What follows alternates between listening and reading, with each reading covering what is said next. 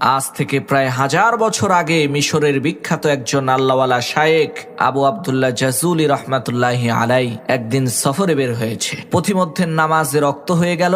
এখন ওযু করার জন্য তো পানির প্রয়োজন। পানি যদি না পাওয়া যায় তাহলে তায়াম্মুম করার বিধান আছে, কিন্তু প্রথমে পানি তো খুঁজতে হবে। তো আবু আব্দুল্লাহ জাজুলি রহমাতুল্লাহি আলাই তিনি পানি খুঁজতে আরম্ভ করলেন। খুঁজতে খুঁজতে তিনি একটা কূপ পেলেন। সেই কূপের মধ্যে চেয়ে দেখলেন কূপের নিচে টলটলা পরিষ্কার পানি আছে, কিন্তু দুঃখের বিষয় সেই কূপের আশেপাশে কোনো বালতি নেই। তখন আবু আব্দুল্লাহ জাজুলি দেখতে পান ওই কুয়া থেকে একটু দূরেই একটা ঘর রয়েছে, আর সেই ঘরের ছাদের উপরে ছোট একটা বাচ্চা মেয়ে খেলা করছে। তখন তিনি ওই বাচ্চা মেয়েকে ডেকে বললেন, মাগো, নামাজে রক্ত হয়ে গেছে, আমি একটু ওযু করে নামাজ পড়বো। এই কুয়ার আশেপাশে কোনো বালতি দেখতে পাচ্ছি না, তোমাদের ঘরে কি কোনো বালতি আছে নাকি? আমাকে একটু দাও, আমি কুয়া থেকে পানি উঠিয়ে ওযু করব।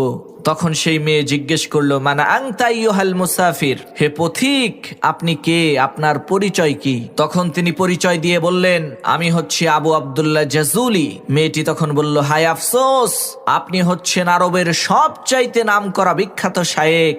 আরবের প্রত্যেকটা মানুষই আপনাকে চেনে। আপনি এত প্রসিদ্ধ নামকরা একজন আলেম হয়েও কূপ থেকে পানি উঠানোর জন্য বালতি তালাশ করছেন, এটা তো খুবই আশ্চর্য বিষয়।